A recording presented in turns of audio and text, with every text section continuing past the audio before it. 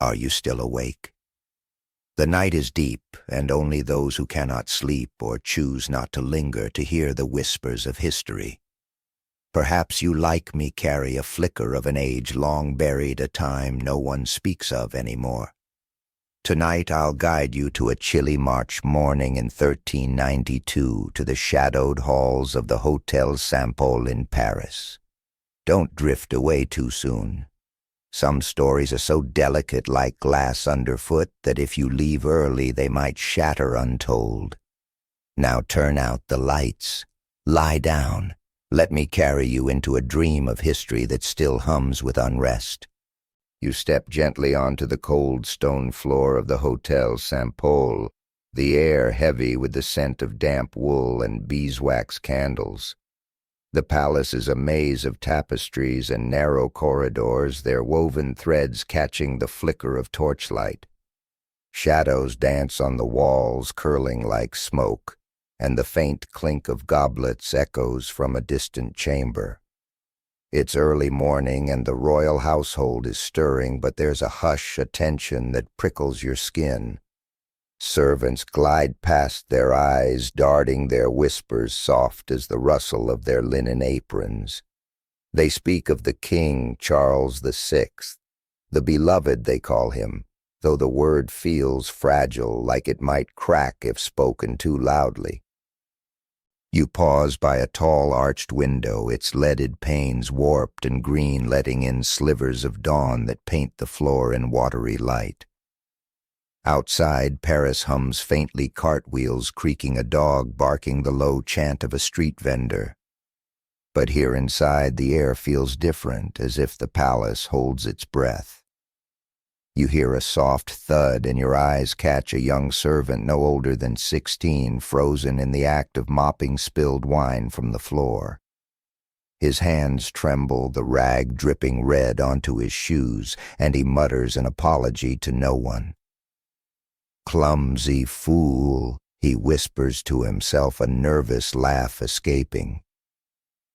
It's a small human moment, this boy's panic over a spill, but it feels like a crack in the palace's polished facade. The whispers you've heard are about King Charles. They say he's unwell, not in body but in mind. Servants murmur of a strange fear. The king believes he is made of glass, that a single misstep could shatter him. You imagine him now somewhere in these vast halls, his crown heavy, his steps cautious, as if the world might break him. The story feels absurd, almost comical. A king afraid of melting into glass. You picture a jester juggling crystal orbs, winking at the irony, but the servants' faces tell a different tale. Their eyes are wide, their voices low, as if speaking the truth too loudly might shatter something real. You move deeper into the palace, your boots soft on the worn stone. A fire crackles in a nearby hearth, its smoke curling with the scent of pine and ash. You pass a guard, his armor clanking faintly, who nods but doesn't meet your eyes.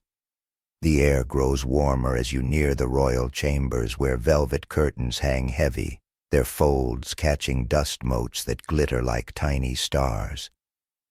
You hear voices now muffled behind a carved oak door.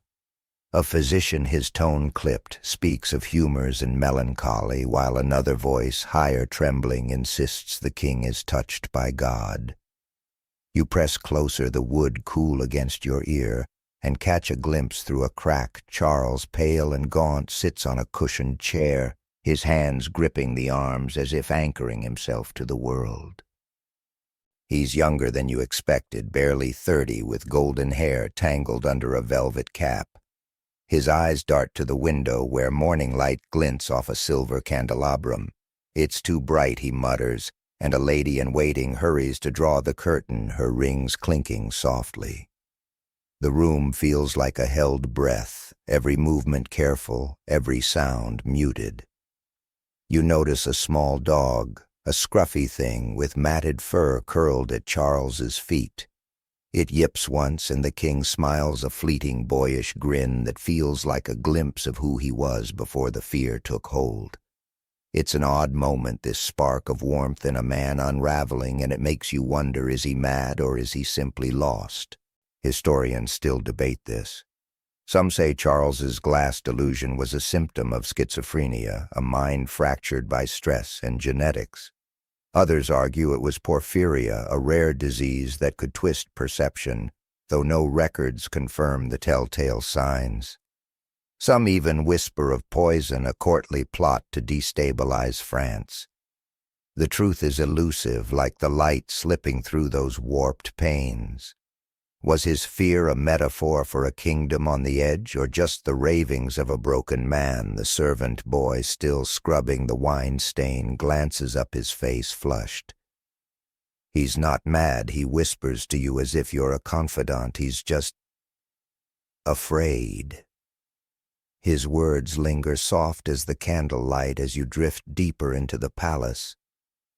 You remember that servant's trembling hands as you move on the wine stain like a small omen. The palace feels alive, its stones humming with secrets. You pass a tapestry of a hunt, the threads vibrant with stags and hounds, and wonder if Charles ever rode freely before the fear caged him. A faint laugh echoes from a distant hall, and you imagine the servant boy again, perhaps joking with a kitchen maid about his clumsy spill. It's a small lightness, like a candle in the dark, but it's enough to carry you forward. The king's fear, the court's whispers, the boy's nervous laugh, they weave together, pulling you deeper into this dream of 1392. The air grows colder as you turn a corner, the scent of wax fading into something sharper like iron or rain. You hear a faint hum, a monk chanting somewhere far off, and you wonder if he's praying for the king or for the kingdom teetering on the edge. Historians argue over how much Charles's madness shaped France's fate, whether his delusion was a personal tragedy or a spark for chaos. You feel the weight of it now, standing in this quiet corridor, the stones cool beneath your feet. The palace is vast, but it feels fragile, as if one wrong step could shatter it all. You drift deeper into the Hotel Saint-Paul, the air thick with the scent of melted tallow and roasted chestnuts, as if the palace itself is trying to warm the chill of unease. It's evening now, and you find yourself in a grand hall, its high ceiling lost in shadows, where a banquet hums with cautious revelry. Chandeliers drip with candles, their flames swaying like nervous dancers, casting golden flickers on the long tables draped in crimson cloth. The clink of silver goblets and the soft strum of a lute fill the space, but the laughter feels brittle, like glass ready to crack. You're a silent guest, unnoticed, your presence soft as the velvet hem of a noblewoman's gown brushing the floor. The courtiers move with practiced grace, their silk sleeves rustling, their jeweled rings glinting as they raise toasts to King Charles VI. He sits at the head of the table, his crown slightly askew, his eyes scanning the room as if searching for something or someone to anchor him. You notice his fingers, pale and restless, tracing the edge of a silver plate as if testing its solidity. The Queen Isabeau sits beside him, her smile tight, her dark hair gleaming under a net of pearls. She leans toward him, whispering something, but his gaze drifts to the chandelier above, its light refracting in a way that makes him flinch. You wonder if he sees glass everywhere in the goblets, the windows, even the polished marble floor. A sudden clatter breaks the spell. A young lord flushed with wine has dropped his goblet, and it rolls across the table, spilling ruby liquid onto a lady's embroidered sleeve. The room freezes, eyes darting to Charles, who stares at the spilled wine as if it's blood. Then unexpectedly he laughs, a sharp, boyish sound that cuts through the tension like a knife. A river of Bordeaux, he declares, and the courtiers laugh too, though their eyes remain wary. It's an odd moment, this burst of humor from a king who fears he might shatter, and you catch a nobleman muttering to his neighbor. Perhaps he's not so far gone. The irony isn't lost on you. A king who fears melting finds joy in a spill as if chaos is his only comfort. You move closer, your steps silent on the rush-strewn floor, the scent of straw mingling with lavender from the ladies' perfumes. A servant refills goblets, his hands steady but his brow damp with sweat, as if every pore is a test of loyalty. You overhear whispers, courtiers debating whether to speak of the king's condition or pretend all is well. One lady, her voice low, says he thinks he's glass, but we're the ones who might break. Her companion chuckles a nervous sound, and you imagine a jester juggling invisible shards, winking at the court's fragile pretense. The lute player strikes a wrong note, earning a glare from a stern-faced duke, and you can't help but smile at the small rebellion of imperfection. Historians still argue over this moment in 1392. Was the court's silence about Charles's delusion a shield of loyalty protecting a beloved king in a time of war with England? Or was it fear that admitting his madness would unravel the fragile threads of power holding France together? Some scholars point to letters from the time carefully worded that hint at a court desperate to maintain an illusion of stability. Others suggest the courtiers were complicit, their silence a way to wield influence over a weakened king. The truth is as murky as the sand outside its waters glinting faintly through the hall's tall windows. You linger by a tapestry depicting a unicorn, its threads shimmering in the candlelight, and remember the servant boy from the morning, his trembling hands scrubbing wine from the stone. Was he here now, watching from the shadows, his own small chaos mirrored in this grander one? You imagine him sneaking a sip of leftover wine, grinning at his own, daring a fleeting lightness in this heavy place. The banquet continues, but the air feels tighter, as if the room itself is holding its breath. A courtier raises a toast, his voice too loud, proclaiming to the king's health, and you notice Charles's hand tighten on his goblet, his knuckles white as if he fears it might dissolve in his grip. You drift toward the edge of the hall, where a narrow window lets in a draft of cold air sharp with the scent of rain and distant smoke. Outside, Paris hums with life vendors closing their stalls, a church bell tolling faintly. But here the world feels smaller, confined to this dance of whispers and glances. You catch sight of a young page no older than 12, polishing a silver tray, his reflection distorted in its surface. He pauses, staring at himself, then giggles, muttering, "I look like a squashed pear." His small jest pulls you back to the human heart of this place where even a king's madness can't stifle a child's playfulness. The queen rises, her gown rustling like leaves, and the room quiets. She speaks of unity, of France's strength, but her eyes flick to Charles, who stares at his plate as if it holds secrets. You wonder what she sees in him, a husband, a king, or a man lost in a glass maze.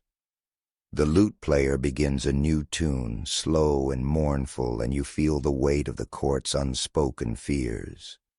Historians debate whether Isabeau was a schemer using Charles's illness to consolidate power, or a woman trapped by circumstance, her loyalty tested by a fractured court. The truth, like the candlelight, flickers and shifts.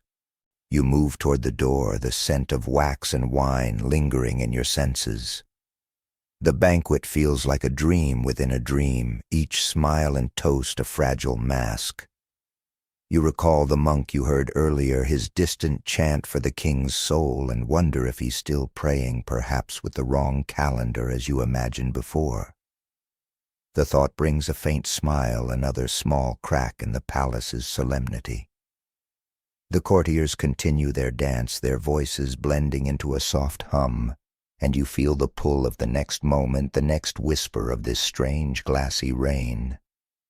As you slip into the corridor, the air grows cooler, the stone walls damp under your fingertips. The banquet's warmth fades, replaced by the faint creak of a shutter and the distant cry of a night bird. You carry with you the image of Charles's laugh, that unexpected spark, and the page's silly reflection in the tray. The court's unease lingers a shadow you can't shake, and you wonder how long they can keep dancing before someone shatters. Historians may never agree on why the court hid Charles's madness, but here in this dream of 1392, you feel the weight of their silence, heavy as the crown he wears. You drift from the banquet's fading hum, the clink of goblets and strained laughter lingering in your ears, and find yourself stepping into a narrow street in Paris where the air is sharp with the tang of charcoal and molten sand. It's a gray afternoon in 1392, and you stand before a glassmaker's workshop, its wooden sign creaking in the damp breeze. The shop's windows glow faintly orange light spilling onto the cobblestones, and the scent of burning wood mixes with something acrid like metal kissed by fire. Inside the workshop hums with quiet intensity the rhythmic tap of a hammer and the soft hiss of a bellows drawing you closer. You push open the heavy door, its hinges groaning, and step into a world of heat and fragility. The room is small, cluttered with shelves of glass orbs, vials, and half-finished panes, their surfaces catching the firelight like frozen rainbows. The glassmaker, a wiry man with soot-streaked hands, hunches over a glowing furnace, his face lit by the molten glow. His apron is singed at the edges, and his eyes dart nervously as he shapes a thin rod of glass, twisting it with a pair of tongs. You feel the heat on your skin, a prickling warmth that makes the air shimmer, and you notice a faint hum escaping the glassmaker's lips, a tuneless melody as if to steady his nerves. He's been tasked with something extraordinary, crafting a mirror for King Charles VI, one that won't feed his fear of melting into glass. The order came from the court, whispered with urgency, and you sense the weight of it in the man's tense shoulders. You move closer, your footsteps muffled by the sawdust-strewn floor, the scent of pine and ash thick in your throat. The glassmaker doesn't notice you, his focus on the glowing rod, but a small girl, his daughter perhaps, sits in the corner playing with a shard of colored glass. She holds it to the light, giggling as it paints her face with streaks of blue and red. "Look, Papa, I'm a window," she calls, and the glassmaker startles, nearly dropping his tongs. The shard slips from her hands and shatters on the floor, a sharp tinkling sound that makes you wince.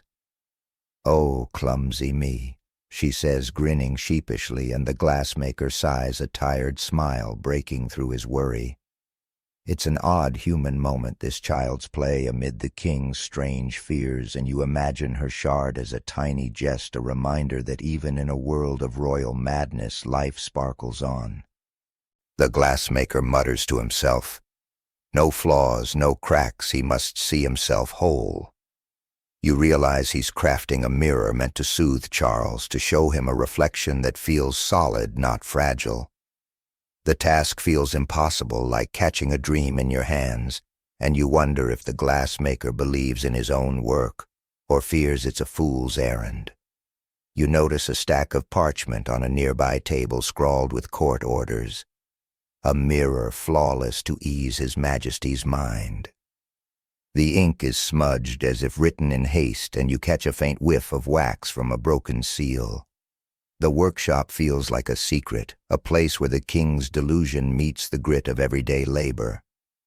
Historians still debate the origins of Charles's glass phobia.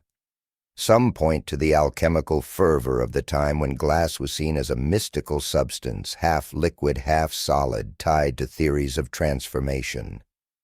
Did Charles hear tales of men turned to glass by potions or divine wrath? Others suggest personal trauma, perhaps a childhood memory of a shattered window or a fevered dream that took root.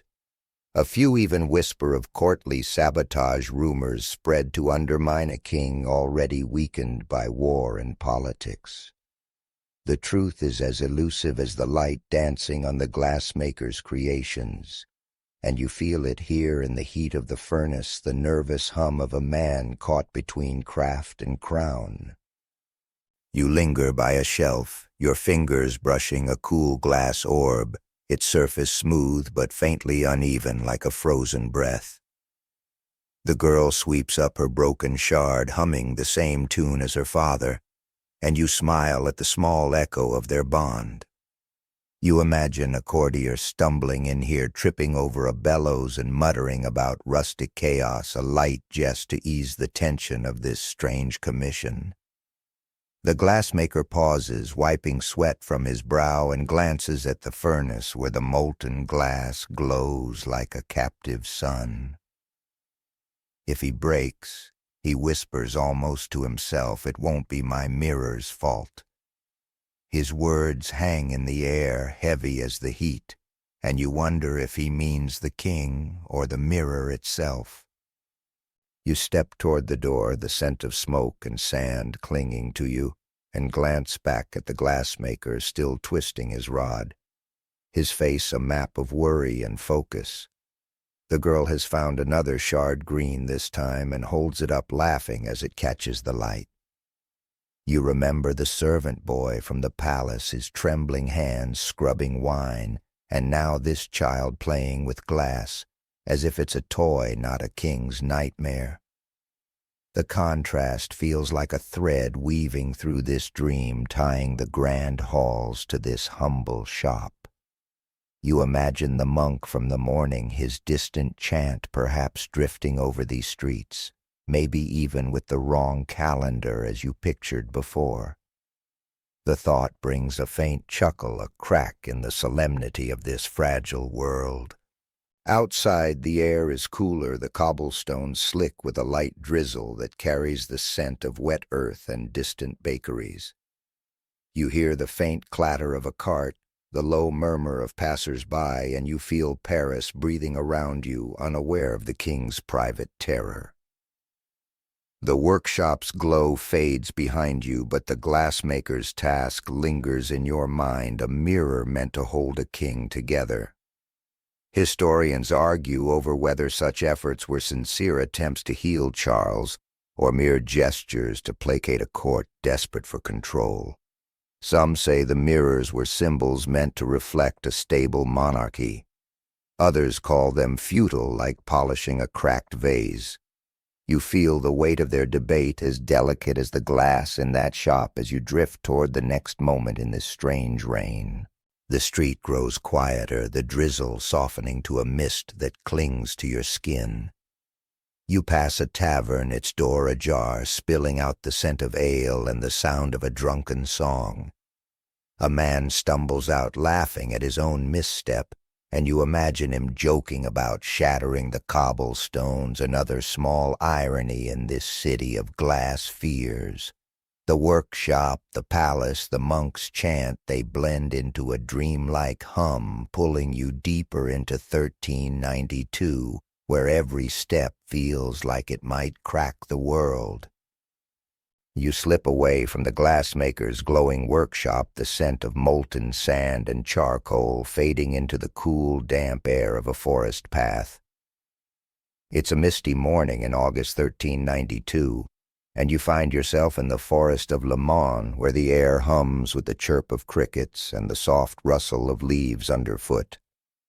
The trees loom tall, their branches heavy with dew casting dappled shadows on the mossy ground. You smell wet earth and pine mingled with the faint tang of horse sweat and leather from a nearby hunting party. The royal hunt is underway, but the mood is tense, as if the forest itself senses something amiss. You're a silent observer, your presence unnoticed as you follow the sound of hoofbeats and muffled voices deeper into the green. King Charles VI rides at the head of the group, his scarlet cloak bright against the muted greens and browns of the forest. His horse snorts its breath visible in the cool air, and you notice the king's posture, rigid, his hands tight on the reins, as if he's holding himself together. The hunting party, a mix of nobles and squires, moves cautiously, their laughter forced their eyes darting to Charles. They carry bows and spears, but their true task seems to be watching the king whose mind has begun to unravel in ways they cannot ignore. You hear the soft clink of armor, the creak of saddles, and a faint whisper from a noble, "He's not himself today." The words are heavy, like stones dropped into a still pond. You pause by a gnarled oak, its bark rough under your fingers, and feel the forest's quiet pulse. The mist clings to your skin, cool and slightly sticky, and you catch the distant howl of a hound eager for the chase. Then a sudden cry splits the air, Charles's voice sharp and panicked. "They're coming! They'll shatter me!" he shouts, his horse rearing as he draws his sword. The party scatters, horses whinnying, men shouting in confusion. You see a young squire, barely 17, freeze in place, his quiver of arrows spilling onto the ground. "Not again," he mutters, then, catching your eye, adds with a nervous grin, "At least he didn't aim for me this time." It's a small, awkward jest, but it cuts through the chaos, a spark of humanity in a moment of royal breakdown. The king's outburst is the first public sign of his madness, historians say, a moment when the court could no longer pretend all was well. Charles swings his sword wildly, his eyes wide as if seeing enemies in the mist. His men hesitate, unsure whether to restrain him or flee. A noble, his velvet cloak snagged on a branch, calls out, "Your Majesty, it's only us." But Charles doesn't hear, his face pale as the glass he fears. You notice a hawk perched above its talons, gripping the branch, watching the scene with unblinking eyes. The forest feels alive, its shadow shifting as if it too is holding its breath. You move closer, your boots sinking into the soft earth, the scent of moss and damp leather filling your senses. A squire tries to calm the king's horse, whispering soothing words, but Charles dismounts, stumbling into a clearing. He drops to his knees, clutching his head, muttering about glass and betrayal. The scene is raw, almost too intimate, and you feel like an intruder in this dream of 1392. The squire who spilled his arrows kneels nearby, picking them up one by one, his hands trembling. "He's not made of glass," he whispers to himself, then chuckles, "though my nerves might be." His quiet humor feels like a lifeline, a reminder that even in this chaos, life persists. Historians debate this moment fiercely. Was this episode in the forest of Le Mans the true start of Charles's descent, a public unraveling that marked him as the mad? Some argue it was a psychotic break triggered by stress or illness, perhaps the same porphyria or schizophrenia whispered about in the palace halls. Others suggest a darker possibility, poison slipped into his wine by enemies hoping to destabilize France during its wars with England. A few chroniclers from the time mention a mysterious figure in the forest, a stranger who fled before the king's outburst, but no evidence confirms a plot. The truth is as tangled as the underbrush. You stand in the mist, curling around your ankles like a living thing. You linger in the clearing, the air heavy with the scent of crushed ferns and horse dung. The king's men finally coax him back to his horse, their voices low and careful, like soothing a frightened child. You notice a dropped glove, its embroidery glinting in the weak sunlight left behind in the panic. It's a small detail, but it feels significant, a relic of this fractured moment. You imagine a jester back at court juggling gloves instead of glass orbs, mocking the hunt's chaos with a sly grin. The thought brings a faint smile, a crack in the forest's solemnity, and you remember the servant boy from the palace, his wine-stained rag, and the glassmaker's daughter, her playful shard. These small lives weave through the king's madness, grounding you in this dream. The party moves off, their figures fading into the mist, the sound of hooves softening into a dull rhythm. You stay behind your fingers, brushing the oak's rough bark, feeling the forest's quiet return. A bird calls sharp and sudden, and you wonder if it's the same hawk watching from above. The monk's chant from the palace, perhaps with his wrong calendar, echoes faintly in your memory, a thread tying you to those earlier moments. You picture him now praying for a king who sees enemies in shadows, and the irony isn't lost on you. A monk misreading time, a king misreading reality. As you drift from the clearing, the forest grows quieter, the mist thicker, carrying the faint scent of rain. You hear a distant laugh, perhaps a hunter joking about the squire's spilled arrows, and it feels like a gift, a moment of lightness in this heavy dream. Historians argue over whether this forest episode weakened France, giving England an edge, or if it was merely a footnote in a reign already crumbling. Some say the court's efforts to hide Charles's breakdown fueled distrust. Others believe they protected a fragile monarchy. You feel the weight of their debate as delicate as the dew on the leaves as you move toward the next chapter of this strange, glassy tale. The path narrows, the trees closing in their branches, brushing your shoulders like whispers. The forest feels like a mirror of the king's mind, vast and shadowed, full of unseen dangers.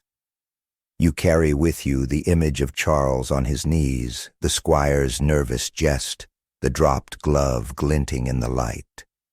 The hunt is over, but the echoes of this day linger, pulling you deeper into 1392, where every moment feels like it might shatter under the weight of a king's fear. You leave the misty forest of Le Mans behind, the echo of hoofbeats and the squire's nervous jest fading into the damp green. Now you find yourself slipping through a heavy velvet curtain into a private chamber in the Hotel Saint-Paul, where the air is warm with the scent of lavender and beeswax. It's a quiet evening in late 1392, and the room glows softly, lit by a single candelabrum whose flames flicker like hesitant stars.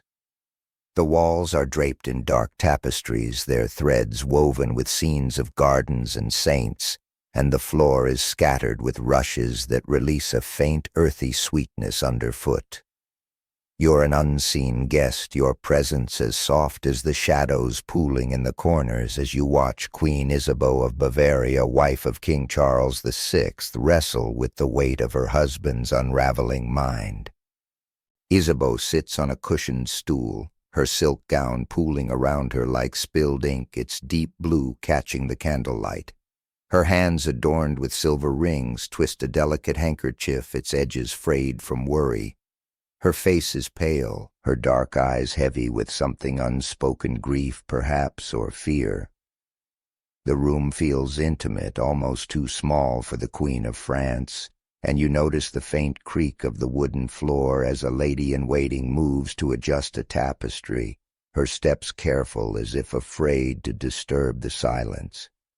Outside, through a narrow window, Paris hums faintly, a cart rattling, a distant bell tolling. But here the world is hushed, as if holding its breath for the Queen. You hear a soft rustle, and your eyes catch a misplaced letter, its wax seal broken, slipping from a small table to the floor. Isabeau startles her gaze, darting to it, and for a moment a faint smile crosses her lips, as if the letter's fall is a private joke. "Even the paper flees me," she murmurs to her lady-in-waiting, who stifles a chuckle, her hand flying to her mouth. It's an odd, fleeting moment, this spark of humor in a woman carrying a kingdom's burdens, and you imagine a court jester tripping over scrolls, winking at the absurdity of it all. The Queen bends to retrieve the letter, her fingers brushing the rushes, and you glimpse its contents, words about Charles, his delicate state, written in a hurried script. The letter is from a physician, you gather, one of many who've tried to cure the king's fear of melting into glass. Isabeau's eyes linger on it, her expression unreadable, and you wonder what she feels for Charles, a husband lost to a maze of his own mind. You hear his voice faintly from the next room, a low murmur perhaps speaking of glass or enemies, and Isabeau's shoulders tense. She rises her gown, whispering against the floor, and moves to a small mirror framed in silver. She stares at her reflection, not with vanity, but with a kind of searching, as if looking for answers in her own eyes. The mirror surface is flawless, perhaps crafted by the glassmaker you saw, and you wonder if it was meant for Charles, but kept from him, too dangerous for his fragile mind. Historians debate Isabeau's role in these years. Was she a devoted wife shielding Charles's madness out of love, or a political survivor maneuvering to secure her own power as France teetered? Some chronicles paint her as manipulative, using her husband's illness to forge alliances, while others argue she was trapped, a young queen navigating a court of vipers. The truth is as elusive as the candlelight flickering on her gown, shifting with every angle. You feel the weight of her solitude here in this quiet chamber where even the rushes seem to whisper secrets. Did she weep for Charles or for the kingdom slipping through her fingers? The letter, now tucked into her sleeve, feels like a clue, but its meaning is unclear. You linger by the window, the glass cool under your fingertips, its surface rippling with the imperfections of 14th century craft. The scent of lavender lingers, mingling with the faint smoke from the candles, and you notice a small embroidery hoop forgotten on a chair, its half-finished rose catching the light. The lady-in-waiting, a young woman with nervous hands, picks it up, muttering, "I'll never finish this before the feast." Isabeau glances at her, and another faint smile passes between them, a shared moment of ordinary worry amid the extraordinary. You imagine the servant boy from the palace, his wine-stained rag, or the glassmaker's daughter, her playful shard, and now this embroidery, a thread of human smallness, weaving through this grand, fragile world. The queen moves to a small prayer book on a table, its leather cover worn, its pages edged in gold. She opens it, her fingers tracing the Latin script, but her eyes are distant, as if the words can't reach her. You hear a soft knock, and a servant enters, bowing low, his tray holding a single goblet of wine. "For His Majesty," he says, but Isabeau waves it away, her voice soft but firm. "Not tonight." The servant hesitates, then retreats, nearly tripping over the threshold, and you catch his muttered, "Clumsy as a mule." The queen's lips twitch another crack of humor, and you picture that jester again, juggling goblets, mocking the court's endless dance of caution. You drift toward the door, the air cooler now carrying the faint scent of rain from the open window. The chamber feels like a sanctuary, but also a cage, its walls closing in on Isabeau's thoughts. You remember the monk's chant from the palace, perhaps with his wrong calendar and the squire's spilled arrows in the forest. These moments linger small but vivid, like the embroidery rose or the misplaced letter. Historians argue over whether Isabeau's actions, her diplomacy, her alliances were calculated or desperate, whether she loved Charles or saw him as a liability. Some say her tears, if she shed them, were for a man she once knew. Others claim they were for herself, a queen caught in a fracturing realm. As you slip through the curtain, the scent of lavender fades, replaced by the damp stone of the corridor. You hear a distant lute, its notes mournful, and the faint clink of armor as a guard passes. The queen's chamber stays with you, its quiet weight, the flicker of her smile, the letter's broken seal. You imagine her alone now, staring into that mirror, searching for something solid in a world of glass. The court's whispers, the forest's chaos, the glassmaker's furnace, they blend into this dream, pulling you deeper into 1392, where every gesture feels like it might shatter the fragile balance of a kingdom. You slip away from Queen Isabeau's quiet chamber, the scent of lavender and the faint rustle of her silk gown fading as you drift into a crowded, torchlit hall in the Hotel Saint-Paul. It's January 28, 1393, and the air is thick with the heady mix of wine sweat and burning pitch from the torches lining the walls. The hall pulses with the chaos of a royal celebration, the Bal des Ardents, a masquerade to honor a lady-in-waiting's marriage. Laughter and music swirl around you, the shrill notes of a vielle mingling with the clatter of goblets and the soft thud of dancing feet on the rush-strewn floor. You're an unseen guest, your presence as light as the smoke curling from the torches as you step into a scene teetering between revelry and ruin. The hall is a riot of color, with courtiers in vibrant costumes, peacock feathers, gilded masks, and silks that shimmer like liquid gold. At the center, King Charles VI and 5 nobles perform a wild dance, their bodies draped in flax and pitch, disguised as wild men of the forest, their costumes matted with straw to mimic fur. The king's laughter echoes high and reckless as he spins his movements, jerky as if he's fighting the glass he fears inside him. You notice his eyes bright with a feverish gleam, darting to the torches, their flames licking the air like hungry tongues. The crowd cheers, but there's an edge to their voices, a nervous undercurrent, as if they sense the danger in this reckless display. You move closer, the air warm and heavy, carrying the sharp tang of pitch and the sweeter notes of spiced wine. The floor is slick with spilled drink, and you step carefully, your boots brushing the rushes which release a faint, earthy scent.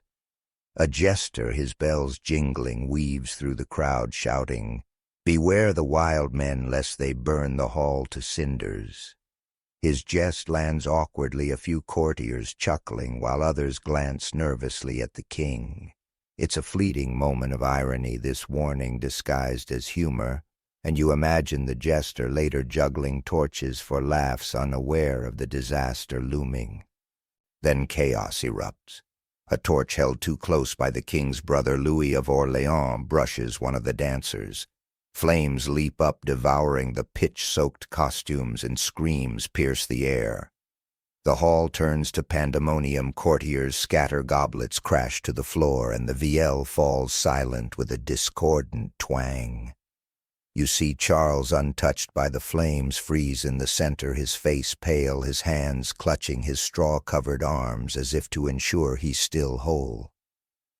Queen Isabeau, standing near a dais, cries out, her voice cutting through the din, and a quick-witted duchess throws a cloak over one of the burning dancers, smothering the flames. The air fills with the acrid stench of charred cloth and singed hair, and you feel the heat prickling your skin even as an unseen observer. Amid the horror, an odd moment catches your eye. A young page no older than 10 stands frozen, holding a tray of candied fruit, his wide eyes reflecting the flames. He drops the tray, the sweets scattering like colorful pebbles, and mutters, "I should have stayed in the kitchen." His small, trembling voice draws a nervous laugh from a nearby lady, a spark of humanity in the chaos. You imagine that servant boy from the palace, his wine-stained rag, or the glassmaker's daughter with her playful shard, their small lives echoing in this boy's accidental humor. The scene feels like a fever dream, the king's madness and the fire blurring into one. Historians still grapple with the Bal des Ardents. Was it a tragic accident, a reckless prank gone wrong, or something darker, a veiled attempt to assassinate Charles? Chroniclers of the time describe Louis of Orléans' torch as careless, but some whisper of intent, noting his ambition and the court's fractured loyalties. Others argue the event was a symptom of Charles's own instability, his choice to dance in such a dangerous costume reflecting his fragile mind. The truth is as elusive as the smoke curling through the hall, and you feel its weight here in the flickering light, the screams fading into gasps. Did the court's silence about Charles's condition enable this disaster? Or was it simply fate as unpredictable as a spark? You linger by a tapestry, its threads singed at the edges, depicting a hunt that now feels ominous. The rushes underfoot are scorched in patches, and you smell the faint bitterness of burned straw. The surviving dancers are led away, their faces blackened, their eyes dazed, while Charles stands motionless, his costume half torn, his gaze fixed on the floor as if searching for shards of himself. Isabeau approaches her gown, sweeping the rushes, and touches his arm, her voice soft but urgent. Charles, come away. He flinches as if her touch might shatter him, and you wonder if he sees glass in the flames, in the chaos in his own reflection. A courtier, his velvet sleeve torn, mutters to another, "This will be the talk of Paris, wild men and wilder kings." His companion snorts a weak attempt at humor, and you picture the jester again, perhaps juggling singed straw, later turning tragedy into a grim jest. The hall begins to empty, the air cooling as the torches are doused, leaving only the faint glow of candles. You notice a forgotten mask, its feathers charred, lying near the dais, a relic of this night's madness. The page, still clutching his empty tray, slips out, whispering never again, and you smile at his resolve so earnest in its youth. You drift toward the door, the scent of smoke and wine clinging to you, the hall's chaos settling into a heavy quiet. You remember the monk's chant, perhaps, with his wrong calendar, and the squire's spilled arrows in the forest, their small moments weaving through this larger disaster. Historians debate whether the Bal des Ardents marked a turning point, deepening the court's distrust, or exposing Charles's vulnerability to France's enemies. Some say it was a spectacle of folly, others a mirror of a kingdom on the edge. You feel the truth slipping through your fingers, as fragile as the glass Charles fears, as you move deeper into this dream of 1393. The corridor outside is dark, the air sharp with the scent of damp stone and distant rain. You hear a faint sob, perhaps Isabeau's, or maybe a courtier's, echoing from the hall. The night feels heavier now, the weight of fire and fear pressing against you. You imagine the glassmaker, his furnace glowing, crafting mirrors to soothe a king who danced through flames. The pages dropped candied fruit, the jester's grim warning, the singed tapestry, they linger small threads in this tapestry of madness, pulling you toward the next moment in Charles's fragile reign. You drift from the smoke-tinged chaos of the Bal des Ardents, the singed tapestry, and the pages' scattered candied fruit, fading into the heavy air of a dim monastery cloister. It's a chilly spring morning in 1393, and you find yourself in a stone-walled chamber where the scent of damp moss and old parchment clings to the air. The cloister is quiet save for the soft shuffle of sandals on worn flagstones and the faint drip of water from a leaking roof. A single window, its glass cloudy and warped, lets in a pale shaft of light illuminating dust motes that dance like tiny prayers. You're an unseen presence, your steps silent as you watch a monk, his brown robe frayed at the hem, hunched over a wooden table, scribbling in a prayer book. The monk brother Anselm is older than most, his hands gnarled, his face creased like the parchment before him. He mutters Latin verses, his voice a low hum, praying for King Charles VI's recovery from his strange ailment, the fear of melting into glass. You notice a calendar on the table, its dates misaligned a month off, and you smile at the thought of Anselm praying with the wrong saint's days, a small error in this solemn task. He pauses, squinting at the page, then chuckles softly, muttering Saint Denis, or was it Saint Martin? Bah, God will sort it out. His quiet jest, so human in this sacred space, feels like a candle flicker in the gloom, and you imagine a court jester mimicking a monk's chant, tripping over his own robes for laughs. The air is cool, carrying the faint scent of incense from a recent mass mingled with the musty tang of old books. You move closer, your fingers brushing the rough stone wall, its surface damp from the morning's rain. Anselm's quill scratches the parchment, recording a prayer for the King Domine salva regem nostrum fragile in mente. You catch the word fragile, and it lingers heavy as the stone around you. The monastery feels like a refuge from the court's chaos, but also a mirror of it, the monk's prayers echoing the courtier's whispers about Charles's mind. You hear a soft clatter, a novice barely 16 drops a candle, its wax splattering on the floor. Clumsy as a mule, he mutters, blushing, and Anselm glances up, his eyes twinkling. God forgives mules, boy, he says, and the novice grins, a spark of warmth in this austere place. You notice a small crucifix on the wall, its wood worn smooth by years of touch, and a basket of herbs, rosemary and thyme, drying in the corner, their scent sharp and grounding.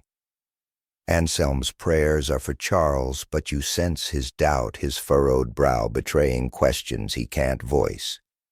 Was the king's madness a divine test or a sign of France's faltering? The court has sent monks like Anselm to pray, to burn incense, to seek miracles, but you wonder if they believe in miracles or simply fear the king's collapse. You recall the glassmaker's furnace, the queen's hidden letter, the squire's spilled arrows, small lives woven into this larger tapestry of a kingdom teetering on the edge. Historians debate the church's role in Charles's reign. Some argue the clergy, like Anselm, were sincere, their prayers a desperate plea for a king beloved before his mind fractured. Others see political motives, suggesting the church used Charles's illness to bolster its influence, offering prayers while securing land and favor. A few chroniclers hint at darker theories that monks were complicit in spreading rumors of demonic possession to explain Charles's glass delusion, perhaps to deflect blame from a failing court. The truth is as murky as the cloister's dim light, and you feel it here in the monk's hesitant quill, the misdated calendar, the novice's clumsy candle. You linger by the window, the glass cold under your fingertips, its imperfections rippling the view of the monastery garden outside. The air carries a faint hum of bees, and you see a novice tending herbs, his hands stained green. Anselm rises, stretching his back with a groan, and shuffles to a shelf, pulling down a dusty book of psalms. He flips through it, muttering, "Wrong page, wrong day, God help me." His self-mocking tone draws a smile from you, a reminder of the page's dropped candied fruit in the burning hall, or the servant boy's wine-stained rag. These small missteps, human and unpolished, feel like threads holding this dream together, grounding the weight of a king's fear. A bell tolls low and mournful, calling the monks to vespers. Anselm closes his book, his fingers lingering on the cover, and you notice a faint ink stain on his thumb, a mark of his labor. He glances at the novice, who's now scrubbing the wax from the floor, and says, "Leave it, lad, God doesn't mind a messy floor." The boy laughs, a bright sound that cuts through the cloister's solemnity, and you imagine that jester again, juggling candles, mocking the church's earnest efforts. The monastery feels both sacred and fragile, a place where prayers for a glass-fearing king mingle with human imperfection. You drift toward the door, the scent of incense and herbs clinging to you, the stone floor cool beneath your feet. Outside, the garden is quiet, the air sharp with the promise of rain. You hear Anselm's voice, now joined by others, chanting in the chapel, their words rising like smoke. You remember the monk's wrong calendar, a small error that feels like a wink from history, and you think of Isabeau's hidden letter, the glassmaker's nervous hum, the squire's spilled arrows. These moments weave through the dream, tying the court's chaos to this quiet cloister. Historians argue whether the church's prayers were a genuine hope for Charles's recovery or a ritual to mask a kingdom's cracks. Some say the monks were pawns in a political game. Others believe they saw divine purpose in the king's suffering. As you step into the garden, the air grows cooler, the scent of wet earth and time washing over you. A sparrow flits past its wings, a soft flutter, and you hear the distant creak of a gate. The monastery feels like a pause, a breath between the court's fire and the forest's panic, but the weight of Charles's madness lingers. You imagine Anselm later chuckling over his misdated prayers, or the novice tripping again, his candle leaving another waxen mark. These small human moments anchor you as fragile as the king's mind as you move deeper into this dream of 1393, where every prayer feels like a plea to hold a shattering world together. You drift from the monastery's quiet cloister, the scent of incense and thyme fading into the sharp, acrid air of a cramped alchemist's den in the heart of Paris. It's a humid summer evening in 1393, and you stand in a low-ceilinged room, its walls blackened by soot and lined with shelves of bubbling vials and dusty tomes. The air hums with the crackle of a small fire in a brazier, its glow casting flickering shadows on the stone floor where chalk symbols, circles, and stars mark a frantic search for answers. You smell molten lead and something bitter like burnt herbs as you watch an alchemist, his robe stained with mysterious splotches, stir a glowing crucible. You're an unseen observer, your presence as soft as the smoke curling from the fire in this strange corner of a kingdom grappling with its king's unraveling mind. The alchemist, Master Gervais, is a wiry man with wild gray hair and eyes that dart like a hunted animal's. He mutters to himself, his voice a low rasp as he pours a viscous liquid into the crucible, its surface hissing and spitting sparks. He's been summoned by the court to cure King Charles VI's delusion that he's made of glass, fragile and ready to shatter. Gervais claims his potions brewed from mercury and rare herbs can solidify the king's mind, and you sense the desperation in his trembling hands, as if he knows the stake success could bring riches, failure could mean disgrace. The air is thick, the heat pressing against your skin, and you notice a faint hum, almost a chant, as Gervais works his words, blending science and sorcery. You step closer, your boots silent on the gritty floor, and see a cluttered table-glass vials glinting like tiny stars, a cracked mortar filled with crushed leaves, and a parchment scrawled with alchemical symbols. A sudden clatter breaks the spell. An apprentice, a lanky boy with ink-stained fingers, knocks over a beaker, its green liquid pooling on the table. God's teeth, I'm no good at this. The boy groans, scrambling to mop it up with his sleeve. Gervais glares, then softens, chuckling. You'll turn us both to toads before we're done. It's an odd human moment, this shared laugh amid the tension, and you imagine a court jester juggling vials, winking at the chaos of alchemy. The boy's sheepish grin feels like a thread tying you to the servant boy's wine spill, the glassmaker's daughter, the monk's wrong calendar. The crucible glows brighter, its heat making the air shimmer, and you catch the scent of something sharp like vinegar gone sour.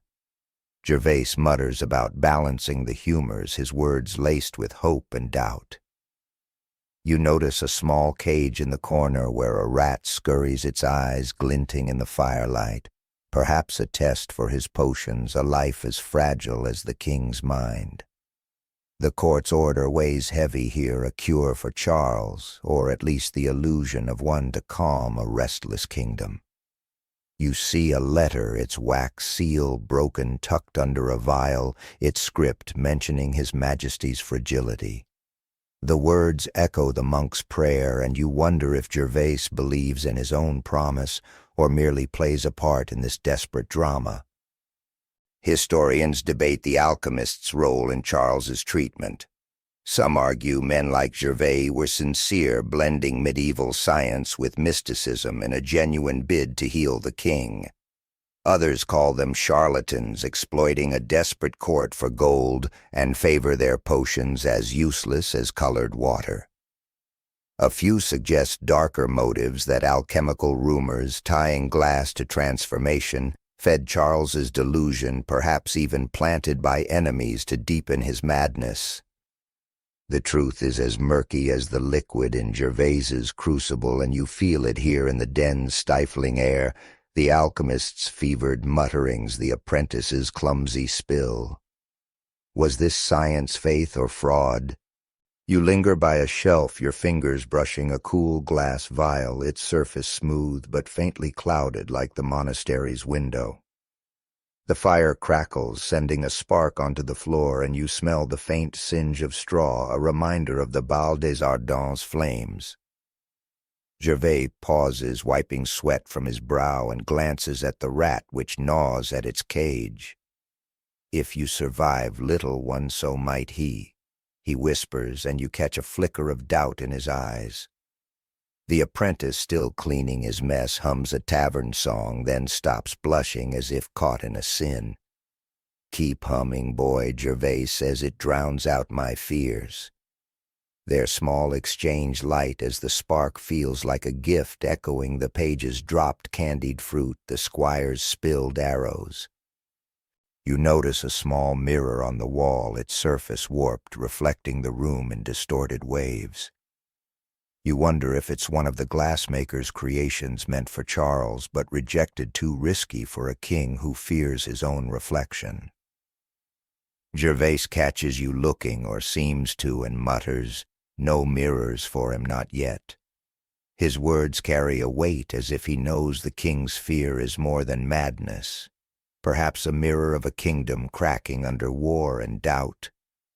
You imagine the jester again, juggling mirrors, mocking the court's futile cures, and the thought brings a faint smile, a crack in the den's heavy air. You drift toward the door, the scent of molten metal and herbs clinging to you, the fire's glow fading behind. Outside, the street is quiet, the air cool with the promise of dusk, carrying the faint scent of bread from a nearby bakery. You hear Gervais's voice still muttering, and the apprentice's nervous hum blending into the den's strange hum. You remember the monk's wrong calendar, the queen's hidden letter, the forest's chaos, small threads weaving through this dream of 1393. Historians argue whether alchemists like Gervais were healers or opportunists, whether their potions were medicine or poison. Some say they deepened Charles's fears with talk of glass and transformation. Others believe they offered hope, however fleeting. As you step into the street, the air sharpens, the cobblestones slick underfoot. A cart rattles past its driver, whistling a tune, and you imagine him joking about melting kings, unaware of the truth. The alchemist's den feels like a fevered pause, a place where science and madness blur, as fragile as the vials on Gervais's shelves. You carry the image of the rat's glinting eyes, the apprentice's spilled beaker, the warped mirror, small moments that anchor you in this dream, pulling you deeper into a kingdom where every cure feels like a gamble, every hope as brittle as glass. You slip from the alchemist's smoky den, the sharp tang of molten metal and herbs fading into the damp, lively air of a Parisian street. It's a bustling autumn afternoon in 1393, and you find yourself on a narrow cobblestone lane where the scent of fresh bread mingles with the muddy earthiness of the Seine nearby. The street hums with life vendors hawking apples, their voices sharp and rhythmic, the creak of cartwheels and the laughter of children dodging between stalls. Overhead, gray clouds hang low, their edges tinged with the golden light of a sinking sun, casting a soft glow on the half-timbered houses leaning into each other like old friends. You're an unseen wanderer, your presence as light as the breeze stirring a tattered banner above a tavern door as you move through a city whispering of its king's strange ailment. The townsfolk around you carry on their hands stained with flour or ink, their aprons damp from the day's work. A baker, his face dusted with white, leans out from his shop shouting, "Bread so fresh it sings." A woman buying a loaf laughs, replying, "Sings better than the king's mind, I wager." Her words are soft, almost lost in the street's clamor, but they carry a weight, a hint of the rumors swirling about King Charles VI. You hear it in snatches, whispers of a king who fears he's glass, who shuns mirrors and trembles at a touch. The townsfolk don't speak loudly. Their voices are cautious, as if the king's madness might shatter the city itself. You smell the warm yeast of the baker's loaves mixed with the faint whiff of river mud, and feel the pulse of Paris, vibrant yet uneasy. You pause by a market stall, its wooden table laden with bruised apples and bundles of rosemary, their sharp scent cutting through the air. A young boy no older than 12 juggles 3 apples, grinning until one slips rolling into the mud. "There goes my supper," he mutters, then laughs. "At least it's not glass." His small jest draws a chuckle from a passing seamstress, her needle glinting in her hand, and you imagine a court jester mimicking the boy tossing apples to mock the king's fragile fears. It's an odd moment, this burst of humor in a city shadowed by royal unease, and it feels like a thread connecting you to the servant boy's wine spill, the glassmaker's daughter, the monk's wrong calendar. The street grows busier, the cobblestones slick with spilled ale and mud, and you hear a woman gossiping with a fishmonger, her voice low. They say the king thinks he'll melt like a candle. The fishmonger snorts, scaling a fish with a quick flick of his knife, its silver glint catching the light. Melt. He's more likely to crack under those taxes, he quips, and they share a wary laugh, glancing around as if the palace guards might overhear. You notice a tattered broadsheet nailed to a post, its ink smudged by rain, proclaiming the king's good health and divine favor. The words feel hollow, a courtly lie, and you wonder how much the people know, how much they dare to say. Historians debate how deeply Charles's madness penetrated Paris's streets. Some argue the court tightly controlled the narrative, spreading tales of the king's piety to mask his delusion, leaving the townsfolk with only fragments of truth. Others suggest the people knew more than the chronicles admit, their whispers fueled by servants' gossip or soldiers' tales from the forest of Le Mans. A few even propose the rumors were exaggerated by France's enemies, sowing doubt to weaken a kingdom at war. The truth is as slippery as the mud under your feet, and you feel it here in the baker's jest, the seamstress's chuckle, the broadsheet's fading ink. Did the people pity their king, or did they fear his fragility mirrored their own? You drift toward a tavern, its door ajar, spilling out the scent of sour ale and roasted mutton. Inside, men huddle over wooden tables, their voices rough with drink and worry. One, a blacksmith with soot-stained hands, mutters, "If the king's glass, what's France made of?" His friend, a tanner, laughs clay and it's crumbling. Their words are half joking, half bitter, and you imagine that jester again juggling clay pots, mocking the kingdom's cracks. The tavern's warmth draws you in the air, thick with smoke and the clink of mugs. But you linger outside your fingers, brushing the rough wood of the doorframe, its splinters catching the fading light. A girl selling herbs passes by, her basket heavy with lavender and sage, their scent sharp and grounding. She hums a tune, then pauses, dropping a sprig of sage into the mud. Clumsy as a drunk ox, she mutters, giggling as she retrieves it, and you smile, remembering the alchemist's apprentice, his spilled beaker, or the page's candied fruit scattered in the burning hall. These small missteps, human and unpolished, weave through the city's pulse, tying the court's chaos to these lively streets. You notice a beggar by the tavern, his cloak tattered, muttering about glass kings and iron wars, his words slurred but heavy, as if he senses the kingdom's fragility. You move on the street, narrowing the cobblestones, giving way to packed earth. The air grows cooler, carrying the faint tang of the river and the distant toll of a church bell. You recall the monk's chant, perhaps, with his wrong calendar, and the Queen's hidden letter, their quiet moments echoing in this noisy city. Historians argue whether the people's whispers shaped the court's actions or merely reflected its failures. Some say the broadsheets were propaganda meant to prop up a faltering monarchy. Others believe the townsfolk's gossip fueled rebellion, sowing seeds of unrest. You feel the truth in the street's hum, as fragile as the apples rolling in the mud as you drift deeper into this dream of 1393. The sun dips lower, painting the sky in streaks of orange and gray, and you hear a vendor's final call, his voice hoarse but cheerful. A dog barks chasing a cart, and you imagine it tripping its owner, joking about shattering the peace. The street's energy lingers, its laughter and whispers a counterpoint to the palace's heavy silence. You carry the baker's bad pun, the boy's dropped apple, the beggar's slurred wisdom, small moments that ground you in this dream, pulling you toward the next chapter of a kingdom teetering on the edge of its king's glass fears. You wander from the lively streets of Paris, the baker's jest, and the boy's dropped apple, fading into the cool, sterile air of a dimly lit chamber within the Hotel Saint-Paul.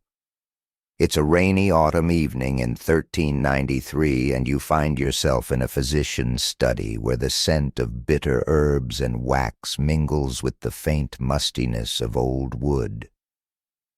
The room is small, its walls lined with shelves of leather-bound books and jars of dried roots, their labels faded and curling. A single candle burns on a cluttered table, its flame wavering, casting long shadows that dance across the stone floor. You're an unseen presence, your steps silent as you watch a physician, Master Philippe, examine King Charles VI, whose fear of melting into glass has drawn whispers across the kingdom.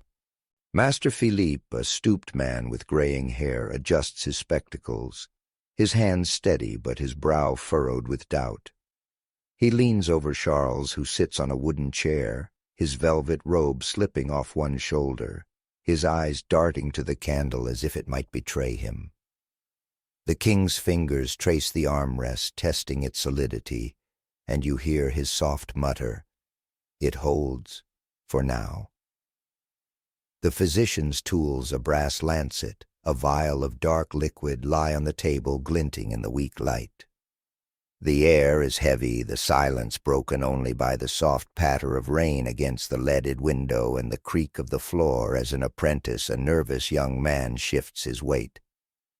You move closer, your fingers brushing the cool edge of a shelf where a jar of leeches sits their forms, wriggling faintly in the dimness.